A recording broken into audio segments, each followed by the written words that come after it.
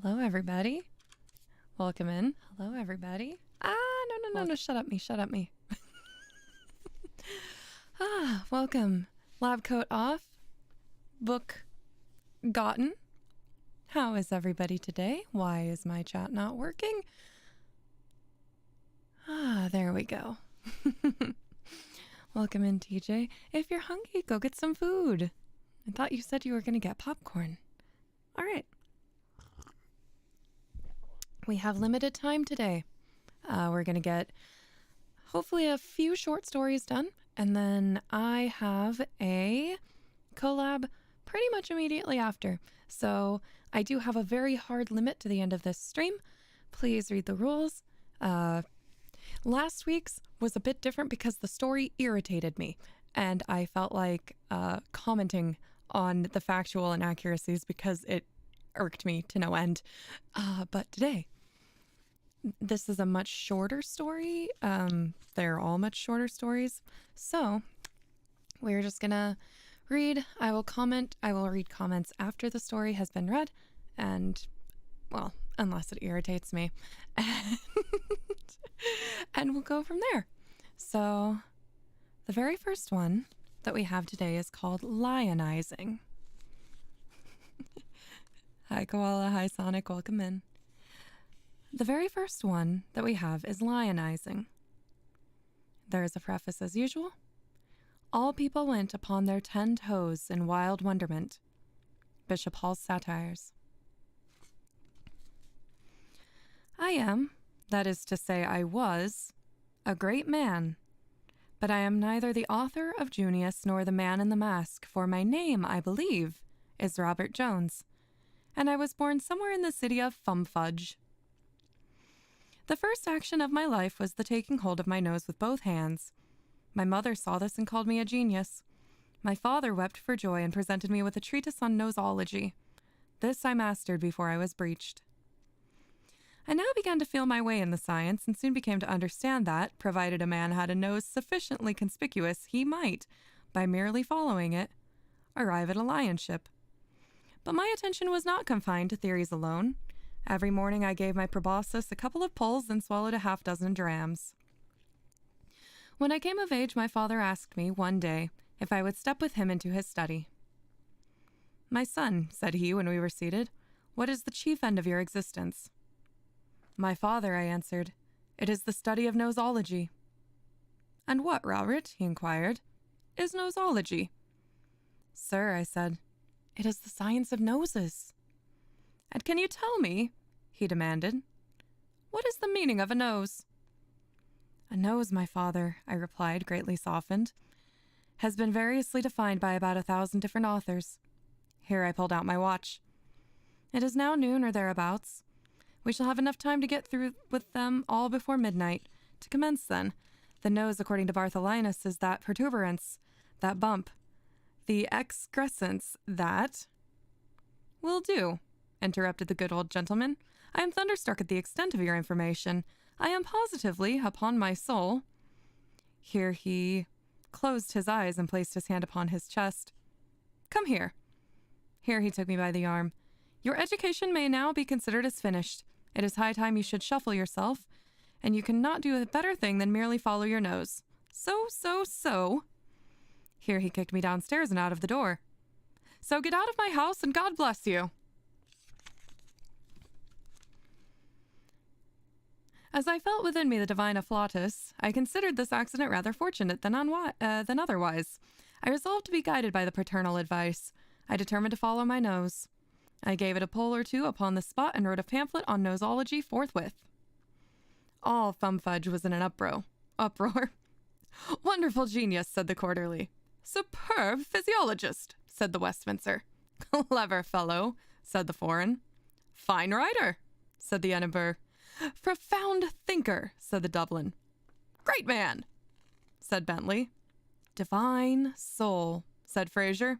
"One of us," said Blackwood. "Who can he be?" said Miss Basblow. "What can he be?" said Big Miss Blasbow. "Where can he be?" said Little Miss Basblow. But I paid these people no attention whatever. I just stepped into the shop of an artist. The Duchess of Bless My Soul was sitting for her portrait, the Marquis of So-and-so was holding the Duchess Poodle, and the Earl of This and That was flirting with her salts, and the Royal Highness of Touch-Me-Not was leaning upon the back of her chair. I approached the artist and turned up my nose. "Oh, beautiful," sighed her grace. "Oh my," lisped the Marquis. "Oh, shocking," groaned the Earl. "Oh, abominable," growled his Royal Highness. "What will you take for it?" asked the artist. "For his nose?" shouted her grace. £1,000, said I, sitting down. £1,000? inquired the artist musingly. £1,000, said I. "Do you warrant it?" he asked, turning his nose to the light. "I do," said I, blowing it well. "It is quite original?" he inquired, touching it with reverence. "Humph," said I, twisting to one side. "Has no copy been taken?" he demanded, surveying it through a microscope. "None," said I, turning it up. "Admirable," he ejaculated, thrown quite off his guard by the beauty of the maneuver. £1,000, said I. £1,000, said he. "Precisely," said I. £1,000, said he. "Just so," said I. "You shall have them," said he. "What a piece of virtue!" So he drew me a check upon the spot and took a sketch of my nose.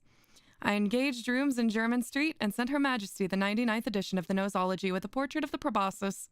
That sad little rake, the Prince of Wales, invited me to dinner. We were all lions and richerees. There was a modern Platonist. He quoted Porphyry, Iamblichus, Plotinus, Prosclus, Heracles, Maximus Tyrius, and Syrianus.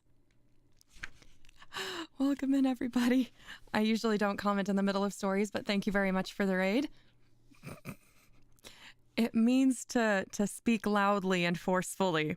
We've encountered this word so many times, it's become a running joke on this stream. Thank you, Hioni, for the raid. Welcome in. All right, this is an odd one. I'm sorry if coming into it makes no sense. It hasn't made sense from the start either. There was a human perfectibility man. He quoted Turgot, Price, Priestley, Cordyceps, de Stael, and the ambitious student in ill health. There was Sir Positive Paradox. He observed that all fools were philosophers and that all philosophers were fools. There was Aesthicus Ethics. He spoke of fire, unity, and atoms, bipart and pre-existent soul, affinity and discord, primitive intelligence, and homo ameria. There was Theologos Theology. He spoke of Eusebius and Arianus, heresy and the Council of Nice, Puseyism, and consubstantialism, homeosis, and homeoiosis. There was fricassee from the Rocher de Cancel. Why is this so hard today?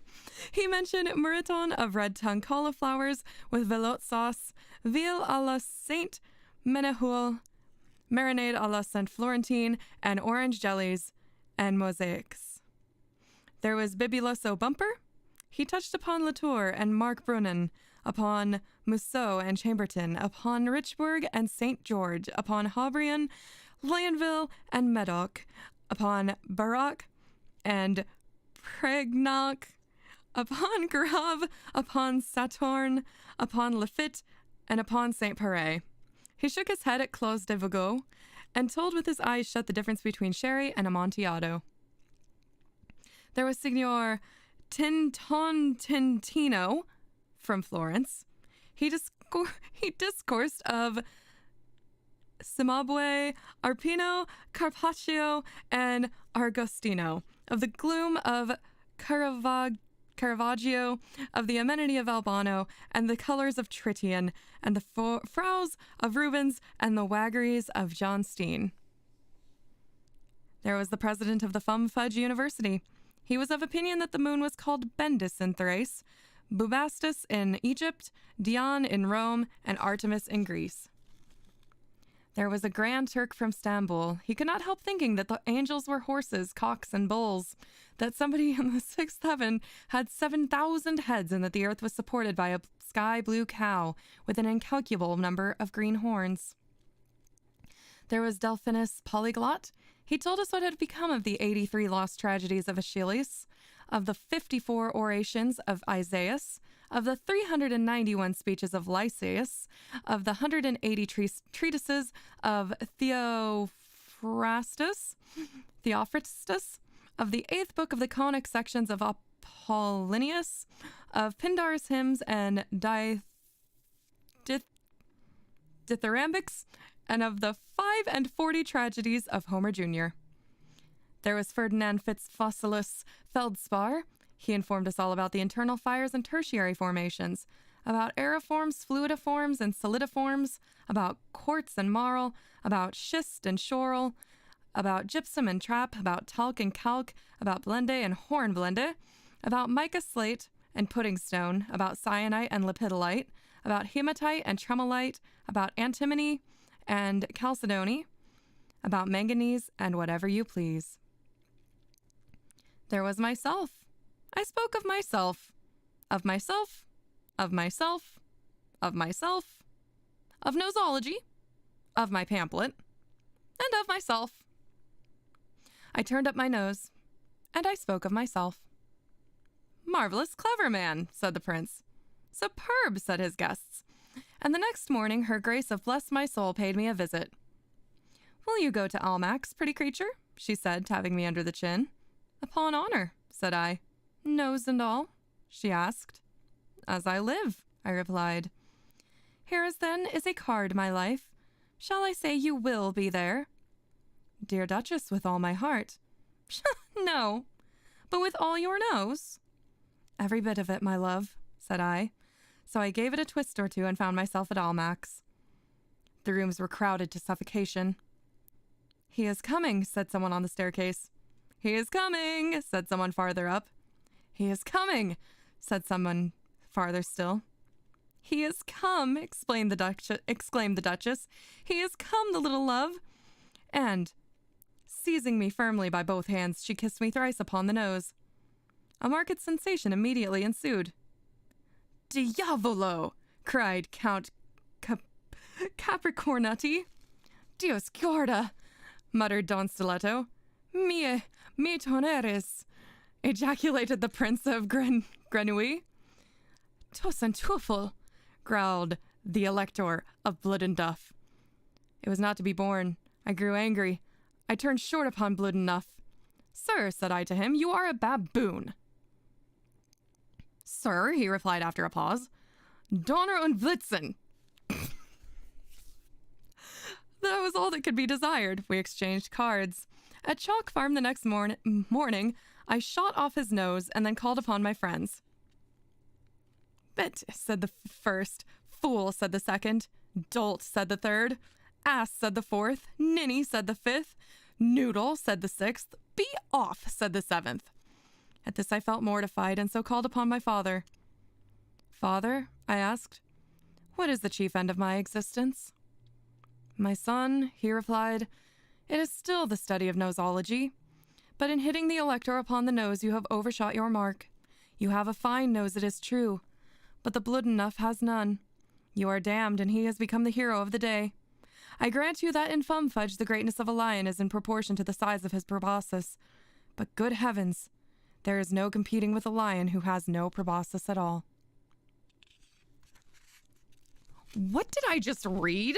I'm so confused. I am so confused.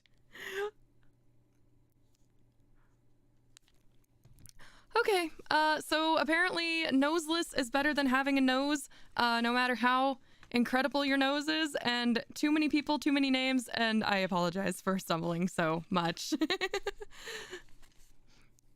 Yeah, we got two of those words. Welcome in that Egyptian dude, and Reeb, and Lord Zilla. Again, Keone, thank you for the raid. Did I miss someone? Andy, welcome in. Yeah, that old-timey English. And not only that, he is in love with France. I don't know, Zach. I really don't. But he's in love with France. And he keeps putting in French words and I don't speak French. Say hello to Sir Doggo. All right. We have limited time, so we'd better get going. I need better light. There we go. All right. Cool. Our next story of the day is Shadow, a parable. Yes, though I walk through the valley of the shadow, from the Psalm of David. Make JoJo's Bizarre Adventures look tame. You're not wrong. Someone was definitely in love all the fun he was having. Didn't he marry his cousin? I thought he married his cousin. All right. So we have a very short story. It's only 2 pages, so let's get to it. Ye who read are still among the living, but I who write shall have long since gone my way into the region of shadows. For indeed strange things shall happen, and secret things be known, and many centuries shall pass away ere these memorials be seen of men. And, when seen, there will be some to disbelieve, and some to doubt, and yet a few who will find much to ponder upon in the characters here graven with a stylus of iron. The year had been a year of terror, and of feelings more intense than terror for which there is no name upon the earth. For many prodigies and signs had taken place, and far and wide over sea and land the black wings of the pestilence were spread abroad. To those, nevertheless, cunning in the stars, it was not unknown that the heavens wore an aspect of ill, and to me, the Greek oanos, among others, it was evident that now had arrived the alternation of that 794th year when, at the entrance of Aries, the planet Jupiter is conjoined with the red ring of the terrible Saturnus. The peculiar spirit of the skies, if I mistake not greatly, made itself manifest not only in the physical orb of the earth, but in the souls, imaginations, and meditations of mankind. Over some flasks of the red Chian wine, within the walls of a noble hall in a dim city called Ptolemais, we sat at night, a company of 7. And to our chamber there was no entrance save by a lofty door of brass, and the door was fashioned by the artisan Corionos, and being of rare workmanship was fastened from within. Black draperies, likewise, in the gloomy room, shut out from our view the moon, the lurid stars, and the peopleless streets. But the boding and the memory of evil, they would not be so excluded. There were things around us and about of which I can render no distinct account, things material and spiritual, heaviness in the atmosphere, a sense of suffocation, anxiety, and above all that terrible state of existence which the nervous experience when the senses are keenly living and awake, and meanwhile the powers of thought lie dormant. A dead weight hung upon us. It hung upon our limbs, upon the household furniture, upon the goblets from which we drank, and all things were depressed and borne down thereby, all things save only the flames of the 7 lamps which illumined over our revel. Uprearing themselves in tall, slender lines of light, they thus remained burning, all pallid and motionless, and in the mirror which their lustre formed upon the round table of ebony at which we sat, each of us there assembled beheld the pallor of his own countenance and the unquiet glare in the downcast eyes of his companions. Yet we laughed and were merry in our proper way, which was hysterical, and sang the songs of Anacreon, which are madness, and drank deeply, although the purple wine reminded us of blood. For there was yet another tenant of our chamber in the person of young Zoilus, dead, and at last length he lay, enshrouded, the genius and the demon of the sea, the genius and the demon of the scene. Alas, he bore no portion in our mirth, save that his countenance, distorted with the plague, and his eyes, in which death had but half extinguished the fire of the pestilence, seemed to take such interest in our merriment as the dead may haply take merriment in those who are to die.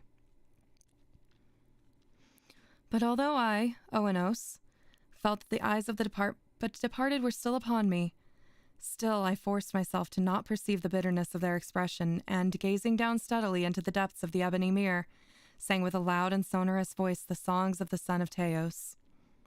But gradually my songs, they ceased, and their echoes rolling far off among the sable draperies of the chamber became weak and indistinguishable, and so faded away. And lo, from among those sable draperies where the sound of a song departed, there came forth a dark and undefined shadow, a shadow such as the moon when low in heaven might fashion from the figure of a man. But it was the figure of neither man nor of God, nor any familiar thing. And quivering a while among the draperies of the room, it at length rested in full view upon the surface of the door of brass. But the shadow was vague and formless and indefinite, and was the shadow neither nor of man nor of God, neither God of Greece nor God of Chaldea, nor any Egyptian god. And the shadow rested upon the brazen doorway, and under the arch of the entablature of the door, and moved not, nor spoke any word, but there became stationary and remained. And the door whereupon the shadow rested was, if I remember aright, against the feet of the young Zoilus enshrouded. But we the seven there assembled, having seen the shadow as it came out from among the draperies, dared not steadily behold it, but cast down our eyes and gazed continually into the depths of the mirror of ebony. And at length I, Oenos, speaking some low words, demanded of the shadow its dwelling and its appellation. And the shadow answered, I am Shadow, and my dwelling is near to the catacombs of Ptolemaeus, and hard by those dim plains of Helusion, which border the foul Charonian canal. And then did we, the seven, start from our seats in horror, and stand trembling and shuddering and aghast, for the tones in the voice of the shadow were not the tones of any one being, but a multitude of beings, and varying in their cadence from syllable to syllable, fell duskily upon our ears in the well-remembered and familiar accent of many thousand departed friends. I just realized my noise gate is off. There we go. That's gonna sound better. Interesting.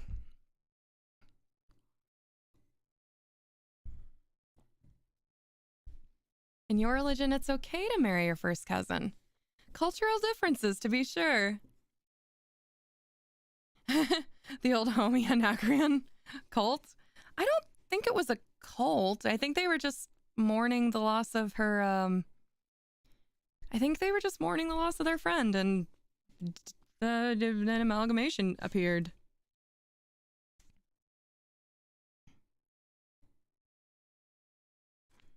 How long is this one?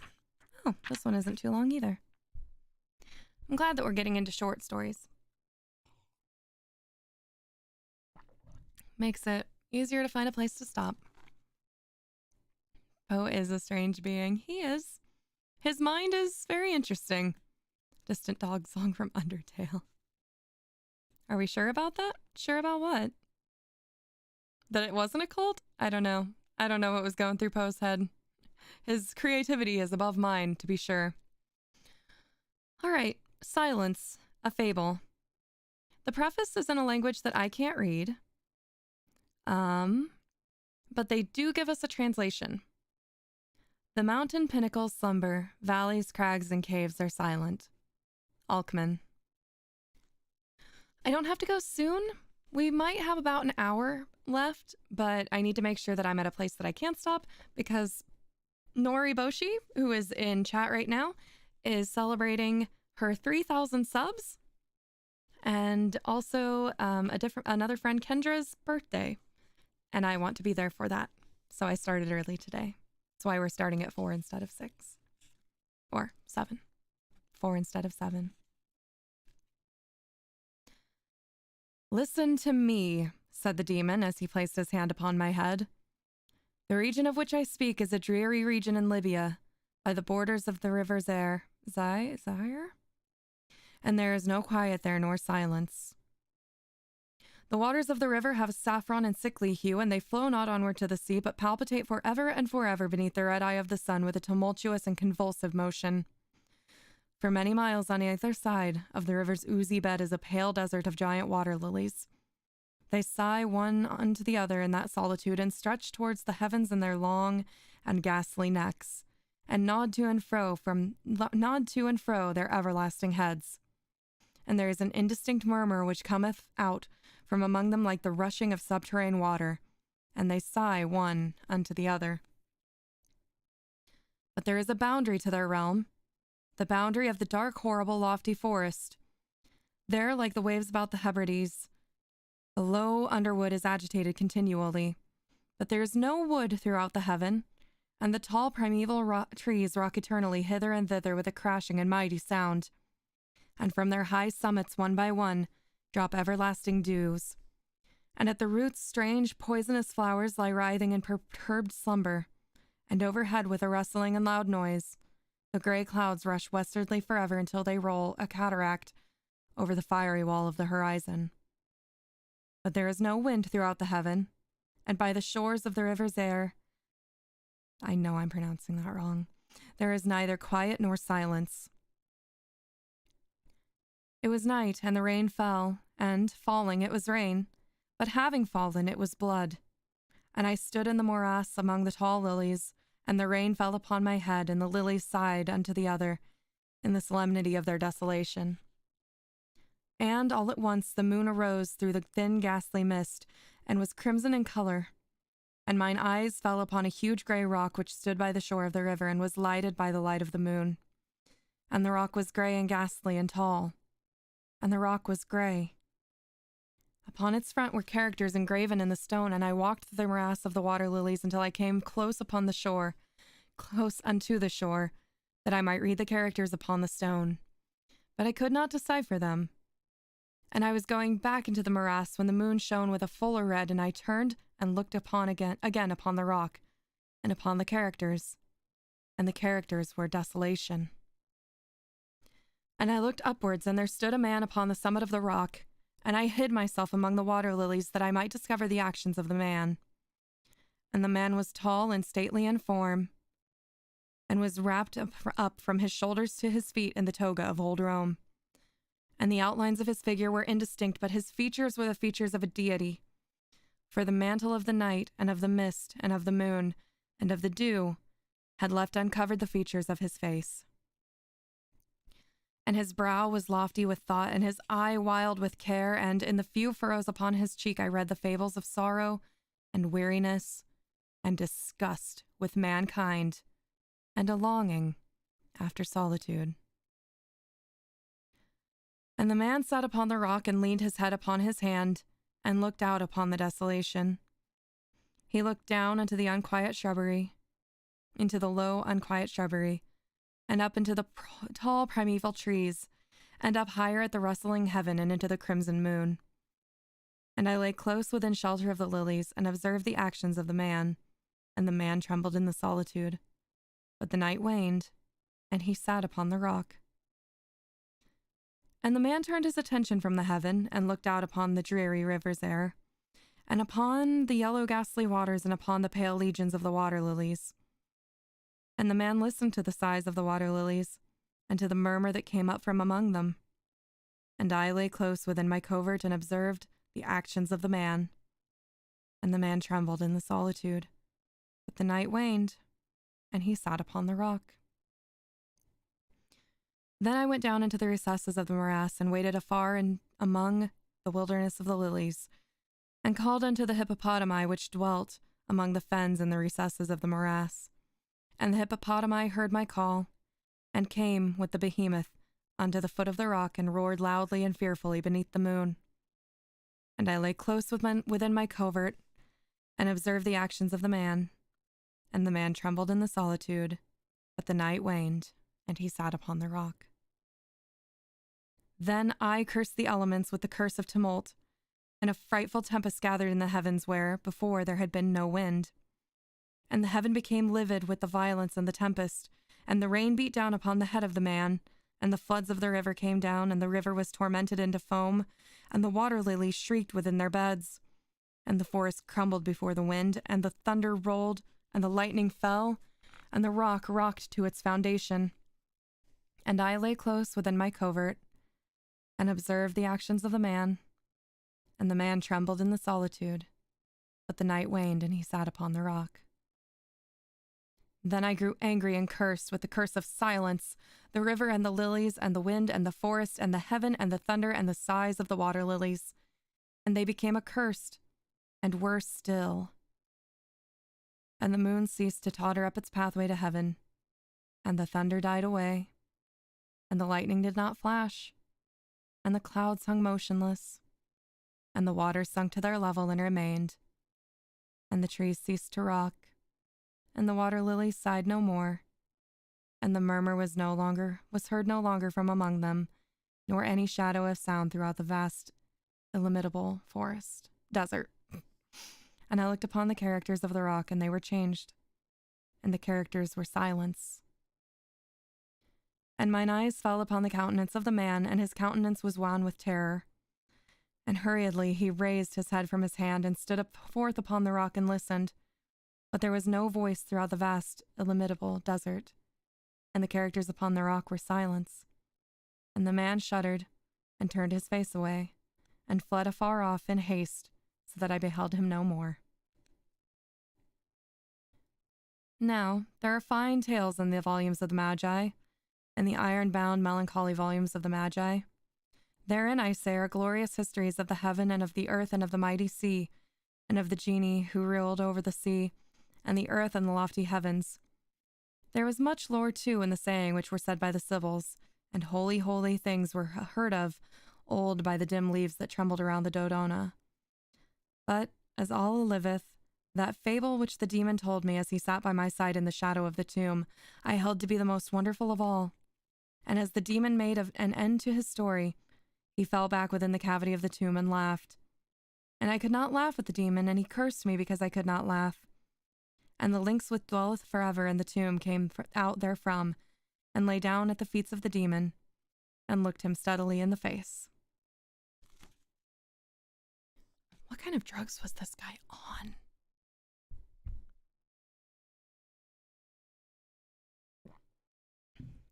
Today is just going to be the day of weird stories. That's a good question. Okay, so we've got Bernice. Okay, I should have time to get through this one. All. Which drugs was he on? Yes. Oh, no.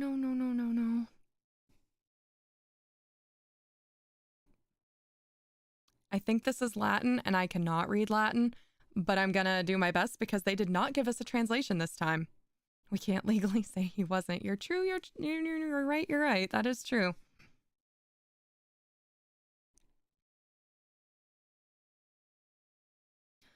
Okay, prepare for some bad Latin. Dicebant mihi sodales si sepulchrum amice visitarem curas meas aliquantulum fore levatas. Ibn Zayat. This story is called Berenice. Berenice.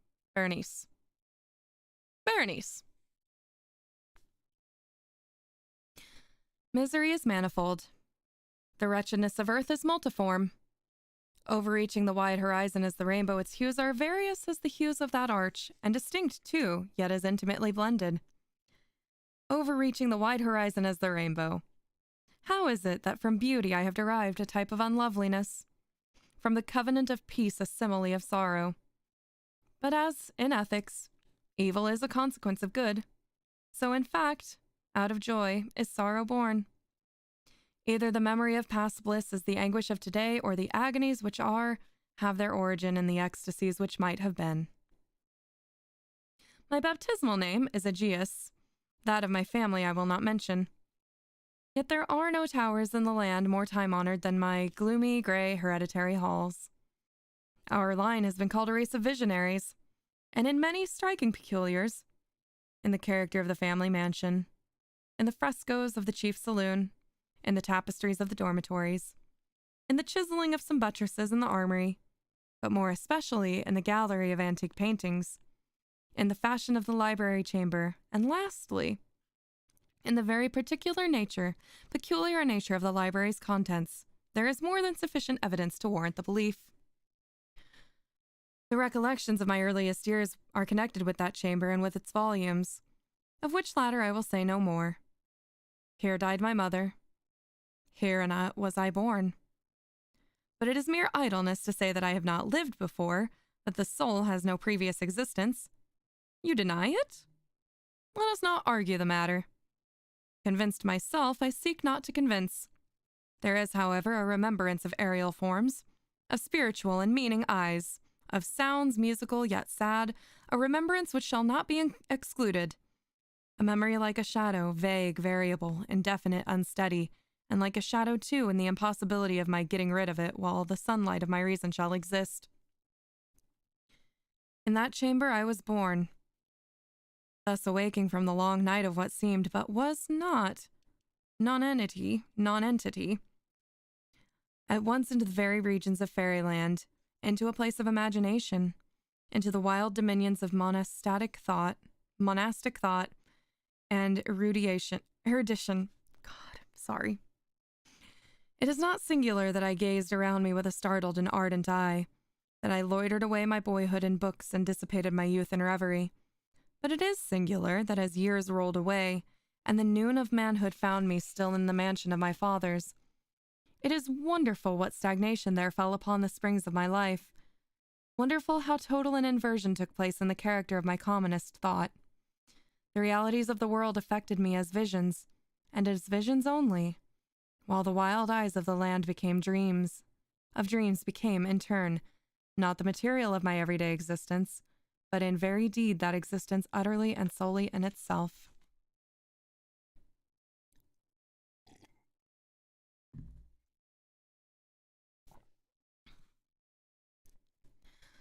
Berenice and I were cousins, and we grew up together in our paternal halls.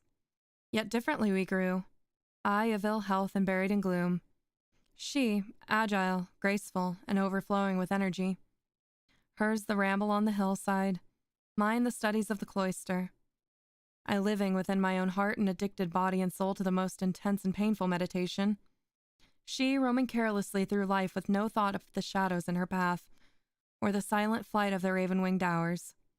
Berenice, I call upon her name. Berenice.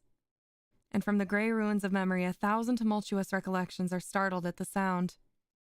Ah, vividly is her image before me now, as in the early days of her lightheartedness and joy.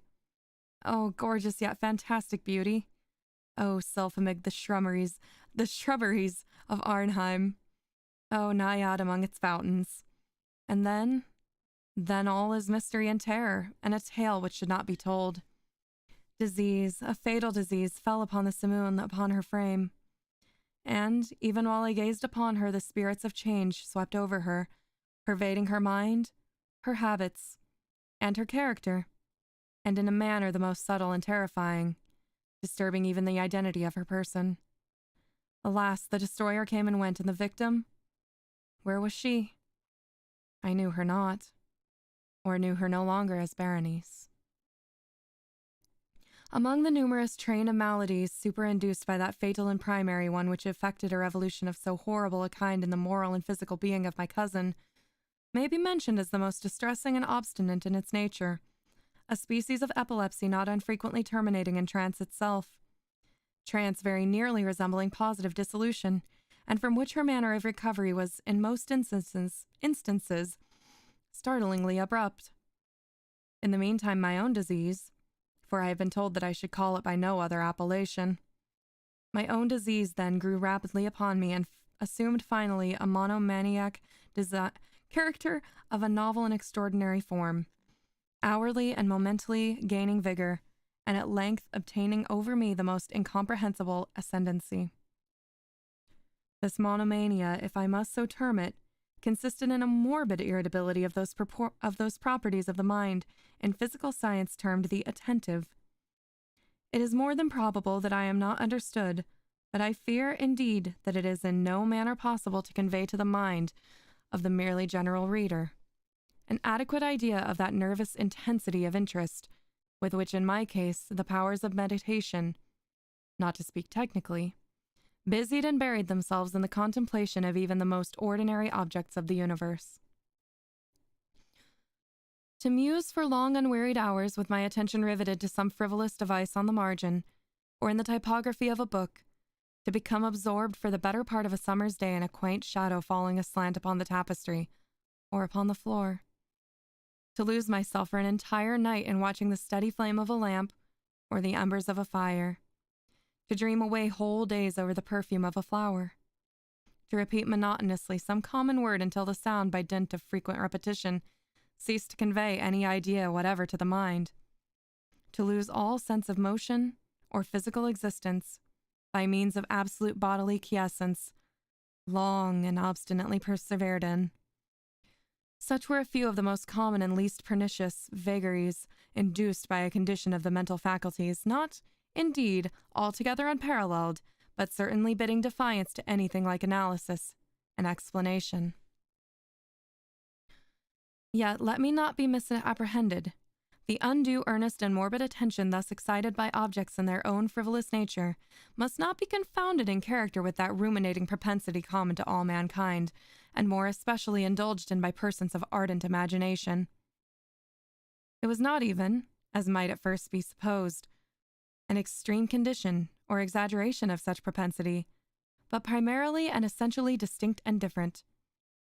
In the one instance, the dreamer or enthusiast, being interested by an object usually not frivolous, imperceptibly loses sight of this object in a wilderness of deductions and suggestions issuing therefrom until, at the conclusion of a daydream, often replete with luxury, he finds the incitamentum, or first cause of his musings, entirely vanished and forgotten. In my case, the primary object was invariably frivolous, although assuming, through the medium of my distempered vision, a refracted and unreal importance. Few deductions, if any, were made, and those few pertinaciously returning in upon the original object as a center. The meditations were never pleasurable, and at the termination of the reverie, the first cause, so far from being out of sight, had attained that supernaturally exaggerated interest which was the prevailing feature of the disease. In a word, the powers of mind more particularly exercised were, with me, as I have said before, the attentive, and are, with the daydreamer, the speculative.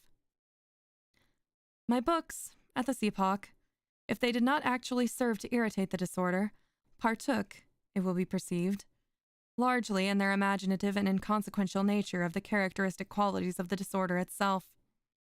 I well remember, among others, the treatise of that noble Italian Schilius Secundus Curio, De Amplitudine Beati Regni Dei, St. Austin's great work, The City of God, and Tertullian's De Carne Christi, which in the paradoxical sentence, Mortuus est Dei filius, credible est quia ineptum est, et sepultus resurrexit, certum est quia impossibile est, occupied my undivided time for many weeks of laborious and fruitless investigation. Thus it will appear that, shaken from its balance only by trivial things, my reason bore resemblance to that ocean crag spoken of by Ptolemy Hephaestion, which, steadily resisting the attacks of human violence and the fiercer fury of the waters and the winds, trembled only to the touch of the flower called asphodel. And although to a careless thinker it might appear a matter beyond doubt that the alteration produced by her unhappy malady and the moral condition of Berenice would have afforded me many options for the exercise of that intense and abnormal meditation whose nature I have been at some trouble explaining, yet such was not in any degree the case. In the lucid intervals of my infirmity, her calamity indeed gave me pain, and taking deeply to heart that total wreck of her fair and gentle life, I did not fail to ponder frequently and bitterly upon the wonder-working means by which so strange a revolution had been so suddenly brought to pass. But these reflections partook not only of the idiosyncrasy of my disease, and were such as would have occurred under similar circumstances to the ordinary mass of mankind. True to its own character, my disorder reveled in the less important but still startling changes wrought in the physical frame of Berenice, in the singular and most appalling distortion of her personal identity. During the brightest days of her unparalleled beauty, most surely I had never loved her, In the strange anomaly of my existence, feelings with me had never been of the heart, and my passions always were of the mind. Through the gray of the early morning, among the trellised shadows of the forest at noonday, and in the silence of my library at night, she had flitted by my eyes, and I had seen her. Not as the living and breathing Berenice, but as the Berenice of a dream. Not as a being of the earth, earthy, but as the abstraction of such a being. Not as a thing to admire, but to analyze. Not as an object of love, but as the theme of the most abstruse, although desultory speculation. And now I shuddered in her presence, and grew pale at her approach. Yet bitterly lamenting her fallen and desolate condition, I called to mind that she had loved me long, and in an evil moment I spoke to her of marriage. And at length the period of our nuptials was approaching, when, upon an afternoon in the winter of the year, one of those unseasonably warm, calm, and misty days which are the nurse of the beautiful halcyon, I sat as I thought alone, in the inner apartment of the library, but uplifting my eyes I saw that Berenice stood before me. Was it my own excited imagination, or the misty influence of the atmosphere, or the uncertain twilight of the chamber, or the gray draperies which fell around her figure that caused it in so vacillating and indistinct an outline? I could not tell. She spoke no word, and I, not for worlds could I have uttered a syllable. An icy chill ran through my frame. A sense of insufferable anxiety oppressed me.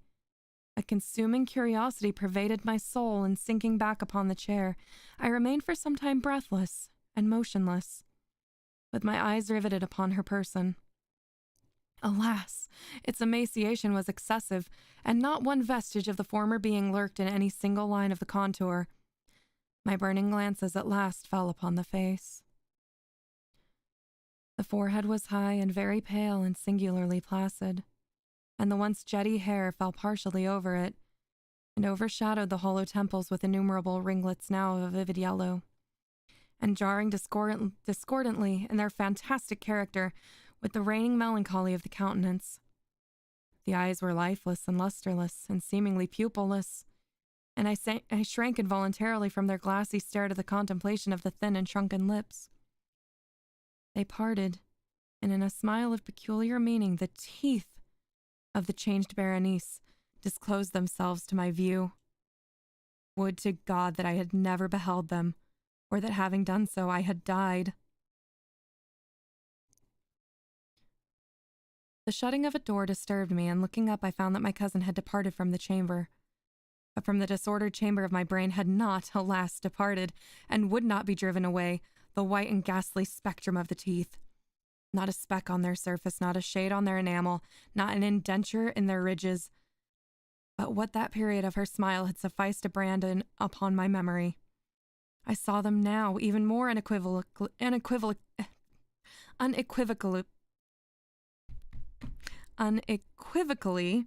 than I had beheld then.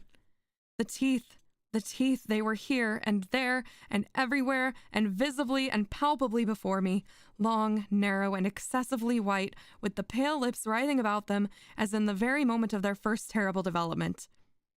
Then came the full fury of my monomania, and I struggled in vain against its strange and irresistible influence. In the multiplied objects of the external world I had no thoughts but for the teeth. For these I longed with a frenzied desire. All other matters and all different interests became absorbed in their single contemplation. They alone were present to the mental eye, and they, in their sole individuality, had become the essence of my mental life. I held them in every light. I turned them in every amplitude, in every attitude. I surveyed their characteristics. I dwelt upon their peculiarities. I pondered upon their conformation. I mused upon the alteration in their nature. I shuddered as I assigned them, in imagination, a sensitive and sentient power, and even when unassisted by the lips, a capability of moral expression. Of Marcel Salé it has been well said, Que tu sais pas Etienne de sentiment? And of Bernice I more seriously believed your que tu sais Etienne de Ides? De Ides. De. Ah, here was the idiotic thought that destroyed me. De. Ah, therefore was it that I coveted them so madly. I felt that their possession could alone ever restore me to peace, in giving me back to reason. And the evening closed in upon me thus, and the darkness came, and tarried and went, and the day again dawned, and the mists of a second night were now gathering around, and I still sat motionless in that solitary room, and still I sat buried in meditation, and still the phantasma of the teeth maintained its terrible ascendancy as, with the most vivid and hideous distinctness, it floated amid the changing lights and shadows of the chamber. At length there broke in upon my dreams a cry of horror and dismay, and thereunto, after a pause, succeeded the sound of troubled voices intermingled with many low moanings of sorrow or of pain. I arose from my seat and, throwing open one of the doors of the library, saw standing out in the antechamber a servant maid and all in tears, who told me that Berenice was no more. She had been seized with epilepsy in the early morning, and now, with the closing in of the night, the grave was ready for its tenant, and all the preparations for the burial were completed. I found myself sitting in the library, and again sitting there alone. It seemed that I had newly awakened from a confused and exciting dream. I knew that it was now midnight, and I was well aware that since the setting of the sun, Berenice had been interred.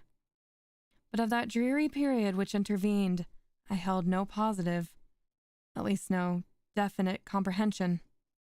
Yet its memory was replete with horror more horrible from being vague, and terror more terrible from ambiguity. It was a fearful page in the history of my existence, written all over with dim and hideous and unintelligible recollections. I strived to decipher them, but in vain. While ever and anon, like spirits of a departed sound, the shrill and piercing shriek of a female voice seemed to be ringing in my ears. I had done a deed. What was it? I asked myself the question aloud, and the whispering echoes of the chamber answered me. What was it? On the table beside me burned a lamp, and near it lay a little box. It was of no remarkable character, and I had seen it frequently before, for it was the property of the family physician. But how came it there, upon my table? And why did I shudder in regarding it? These things were in no manner to be accounted for, and my eyes at length dropped to the open pages of a book, and to a sentence underscored therein. The words were the singular but simple ones of the poet Ebzayat. Dicebant mihi sodales si sepulchrum amice visitarem, curas meas alquantulum fore levatas. Why then, as I perused them, did the hairs of my head erect themselves in the end, and the blood of my body become congealed within my veins? There came a light tap at the library door, and pale as the tenant of a tomb, a menial entered upon tiptoe. His looks were wild with terror, and he spoke to me in a voice tremulous, husky, and very low. What said he? Some broken sentences I heard. He told of a wild cry disturbing the silence of the night, of the gathering together of the household, of a search in the direction of the sound, and then his tones grew thrillingly distinct as he whispered me of a violated grave, of a disfigured body enshrouded, yet still breathing, still palpitating, still alive. He pointed to garments. They were muddy and clotted with gore. I spoke not, and he took me gently by the hand. It was indented with the impress of human nails. He directed my attention to some object against the wall. I looked at it for some minutes. It was a spade. With a shriek, I bounded to the table and grasped the box that lay upon it, but I could not force it open, and in my tremor it slipped from my hands and fell heavily and burst into pieces, and from it, with a rattling sound, there rolled some instruments of dental surgery intermingled with 32 small, white, and ivory-looking substances that were scattered to and fro about the floor.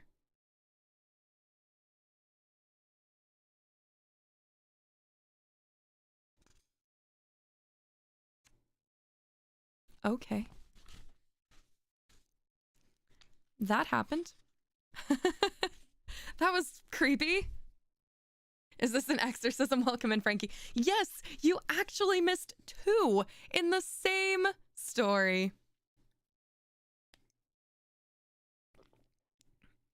No, Poe is very difficult even for, like, I mean, I've been through college level writing classes and college level literary classes, and Poe still is just. Sometimes I read these words and I don't even internalize them. I just read them and try to make them sound as rhythmic and reasonable as possible. Some of them don't make sense to me either because he just spins on and on and on, and it's hard to follow sometimes. I think even more so if you're just listening. Welcome in, El Perito and NM. Thank you. Thank you, NM. Welcome in. I like the Wingardium Leviosa and Avada Kedavra up there. Very nice. All right. It is an hour in. I should definitely have time to finish this one at the very least. This may or may not be our last one, depending on how long King Pest is. And it is very long. For safety's sake, this is going to be our last story for today. Provided I'm not in a deer stand with my friend next Sunday, we will have a much longer Poe stream. I will aim... Oh my god, why is my eye, like... weird. Okay. We will have a much longer Poe stream next week. I'll try for 2 hours if possible. They made a story about you, King Pest. Zach, you're not a pest. I'm always happy to have you in here. All right. Morella. Yet again, we have a language that I cannot read, but they did provide a translation. Itself, by itself solely, one everlastingly and single. Plato, from Simpos. With a feeling of deep yet most singular affection, I regarded my friend Morella. Thrown by accident into her society many years ago, my soul, from our first meeting, burned with fires it had never before known. But the fires were not of Eros, and bitter and tormenting to my spirit was the gradual conviction that I could in no manner define their unusual meaning or regulate their vague intensity. Yet we met, and fate bound us together at the altar, and I never spoke of passion nor thought of love. She, however, shunned society, and attaching herself to me alone rendered me happy. It is a happiness to wonder. It is a happiness to dream. Morella's erudition was profound. As I hoped to live, her talents were of no common order. Her powers of mind were gigantic. I felt this and in many matters became her pupil. I soon, however, found that, perhaps on account of her Presburg education, she placed before me a number of those mystical writings which are usually considered the mere dross of the early German literature. These, for what reason I could not imagine, were her favorite and constant study, and that in process of time they became my own, should be attributed to the simple but effectual influence of habit and example. In all this, if I err not, my reason had little to do. My convictions, or I forget myself, were in no manner acted upon by the ideal, nor was any tincture of the mysticism which I read to be discovered until I am greatly mistaken, either in my deeds or in my thoughts. Persuaded of this, I abandoned myself implicitly to the guidance of my wife, and entered with an unflinching heart into the intricacies of her studies. And then, when poring over forbidden pages, I felt a forbidden spirit enkindling within me, would Morella place her cold hand upon my own, and rake up from the ashes of a dead philosophy some low singular words, whose strange meaning burned themselves in upon my memory. And then, hour after hour, would I linger by her side, and dwell upon the music of her voice, until at length its melody was tainted with terror, and there fell a shadow upon my soul, and I grew pale and shuddered inwardly at those two unearthly tones. And thus joy suddenly faded into horror, and the most beautiful became the most hideous, as Hinnon became Gehenna. It is unnecessary to state the exact character of those disquisitions which, growing out the volumes I have mentioned, formed for so long a time almost the sole conversation of Morella and myself. By the learned in what might be termed theological morality, they will be readily conceived, and by the unlearned, they would, at all events, be little understood. The wild pantheism of Fichte? The modified... I do believe that is Greek lettering that I cannot read. Of the Pythagoreans, and above all the doctrines of the identity as urged by Schelling, were generally the points of discussion presenting the most of beauty to the imaginative Morella. That identity which is termed personal, Mr. Locke, I think truly defines to consist the saneness of rational being.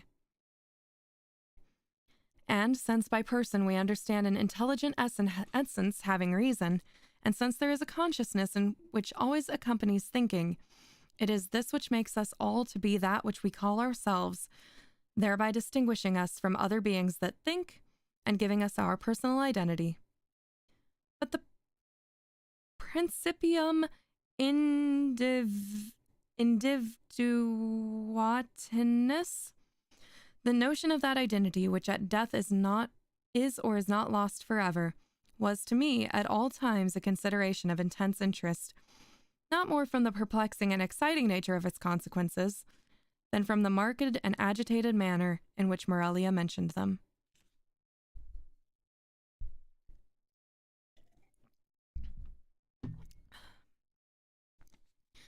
But indeed, the time had now arrived when the mystery of my wife's manner oppressed me as a spell. I could no longer bear the touch of her wan fingers, nor the low tone of her musical language, nor the luster of her melancholy eyes. And she knew all this, but did not upbraid. She seemed conscious of my weakness or of my folly, and smiling, she called it fate. She seemed also conscious of a cause, to me unknown, for the gradual alienation of my regard, but she gave me no hint or token of its nature. Yet was she woman, and pined away daily. In time the crimson spot settled steadily upon the cheek, and the blue veins upon the pale forehead became prominent. In one instant, my nature melted into pity, but in the next I met with the glance of her meaning eyes, and then my soul sickened and became giddy with the giddiness of one who gazes downward into some dreary and unfathomable abyss. Shall I then say that I longed with an earnest and consuming fire for the moment of Morella's decease? I did, but the fragile spirit clung its tenement of clay for many days, for many weeks and irksome months, until it tortured my nerves, obtained the mastery over my mind, and I grew furious through delay, and with the heart of a fiend cursed the days and the hours and the bitter moments which seemed to lengthen and lengthen as her gentle life declined, like shadows in the dying day. But one autumnal evening, when the winds lay still in the heavens, Morella called me to her bedside. There was a dim mist over all the earth, and a warm glow upon the waters, and amidst the rich October leaves of the forest, a rainbow from the firmament had surely fallen. "It is a day of days," she said as I approached. "A day of all days, either to live or die. It is a fair day for the sons of earth and life. More fair for the daughters of heaven and death." I kissed her forehead, and she continued, "I am dying, yet shall I live. Morella, the days have never been when thou couldst love me, but her whom in life thou didst abhor, in death thou shalt adore. Morella, I repeat that I am dying, but within me is a pledge of that affection, how little, which thou didst feel for me, Morella. And when my spirit departs shall the child live, thy child and mine, Morella's. But thy days shall be days of sorrow, that sorrow which is the most lasting of impressions, as the cypress is the most enduring of trees. For the hours of thy happiness are over, and joy is not gathered twice in a life, as the roses of Paestum twice a year. Thou shalt no longer, then, play the Tien with time, but, being ignorant of the myrtle and the vine, thou shalt bear about with thee thy shroud on the earth, as do the Moslemen at Mecca." "Morella," I cried, "Morella, how How knowest thou this?" But she turned away, her face upon the pillow, and a slight tremor coming over her limbs, she thus died, and I heard her voice no more. Yet as she had foretold, her child, to which in dying she had given birth, and which breathed not until the mother breathed no more, her child, a daughter, lived. And she grew strangely in stature and intellect, and was the most perfect resemblance of her who had departed, and I loved her with a love more fervent than I had ever believed it possible to feel for any denizen of earth. But ere long the heaven of this pure affection became darkened in gloom and horror, and grief swept it over in the clouds. I said the child grew strangely in stature and intelligence. Strange indeed was her rapid increase in bodily size. But terrible, oh terrible were the tumultuous thoughts which crowded upon me while watching the development of her mental being. Could it be otherwise when I daily discovered the conceptions of the child, the adult powers and faculties of the woman? When the lessons of experience fell from the lips of infancy? And when the wisdom of, or the passions of maturity, I found hourly gleaming from its full and speculative eye? When I say all this became evident to my appalled senses, when I could no longer hide it from my soul, nor throw it off from those perceptions which trembled to receive it, is it to be wondered at that suspicions, of a nature fearful and exciting, crept in upon my spirit, or that my thoughts fell back aghast upon the wild tales and thrilling theories of the entombed Morella? I snatched from the scrutiny of the world a being whom destiny compelled me to adore, and in the rigorous seclusion of my home, watched with an agonizing anxiety over all which concerned the beloved. And as years rolled away, and I gazed day after day upon her holy and mild and eloquent face, and pored over her maturing form, day after day did I discover new points of resemblance in the child to her mother, the melancholy and the dead. And hourly grew darker these shadows of similitude, and more full and more definite and more perplexing and more hideously terrible in their aspect. For that her smile was like her mother's I could bear, but then I shuddered at its too perfect identity. That her eyes were like Morella's I could endure, but then they too often looked down into the depths of my soul with Morella's own intense and bewildering meaning.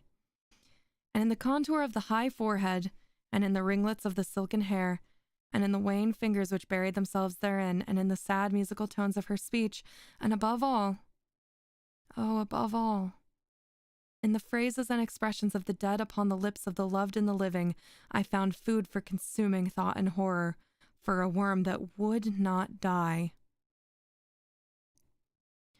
Thus passed away 2 lustra of her life, and as yet my daughter remained nameless upon the earth.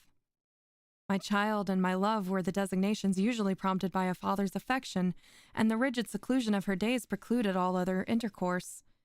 Morella's name had died with her at death. Of the mother I had never spoken to the daughter. It was impossible to speak. Indeed, during the brief period of her existence, the latter had received no impressions from the outward world save such as might have been afforded by the narrow limits of her privacy. But at length the ceremony of baptism presented to my mind, in its unnerved and agitated condition, a present deliverance from the terrors of my destiny. And at the baptismal font I hesitated for a name. And many titles of the wise and beautiful, of old and modern times, of my own and foreign lands came thronging to my lips, with many, many fair titles of the gentle and the happy and the good. What prompted me then to disturb the memory of the buried dead? What demon urged me to breathe that sound, which in its very recollection was wont to make ebb the purple blood in torrents from the temple to the heart? What fiend spoke from the recesses of my soul when amid those dim aisles and in the silence of the night I whispered within the ears of the holy man the syllables, Morella? What more than fiend convulsed the features of my child and overspread them with hues of death as, starting at that scarcely inaudible sound, she turned her glassy eyes from the earth to heaven, and falling prostrate on the black slabs of our ancestral vault, responded, I am here. Distinct, coldly, calmly distinct, fell those few simple sounds within my ear, and thence, like molten lead, rolled hissingly into my brain. Years, Years may pass away, but the memory of that epoch never. Nor was I indeed ignorant of the flowers and the vine, but the hemlock and the cypress overshadowed me night and day. And I kept no reckoning of time or place, and the stars of my fate faded from heaven, and therefore the earth grew dark, and its figures passed by me, like flitting shadows, and among them all I beheld only Morella. The winds of the firmament breathed out but one sound within my ears, and the ripples upon the sea murmured evermore, Morella. But she died, and with my own hands I bore her to the tomb, and I laughed with a long and bitter laugh as I found no traces of the first in the channel where I laid the second. Morella.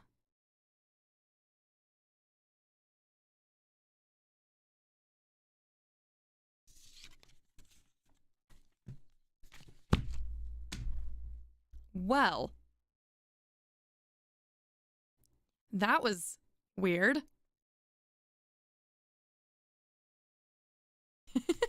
You come back and this guy is on what? I don't know. Apparently the body of the wife somehow inhabited the new body of the child when he gave the child the mom's name, and the child died as a result. Incredible. Fish, this isn't Dave the Diver. I didn't know how to pronounce it. Let me see if I can actually find that. Where is it? It was Fichte. And I wasn't 100%. I'm not ever 100% sure on how to pronounce anything that I haven't heard in any mythology. So I just do my best and accept that this is a first reading of pretty much everything. So I feel I can be forgiven just a little. Oh, thank you, NM. Thank you for checking in.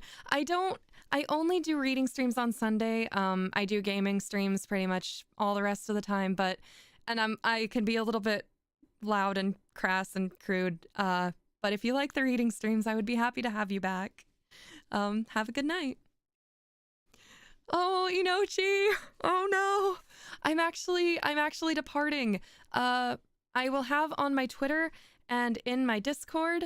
I will have in my Twitter and my Discord, I will link you to both Nori's and Kendra's stream. I believe they are streaming together. The audio stream's current bitrate is lower. Okay, well, good thing I'm ending. All right. But yeah, I will direct you all to the proper channels. I'm not going to do a redirect now because I'm just going to post and let you find your way from Discord and Twitter. And I will see you in about 45 minutes where we're gonna party.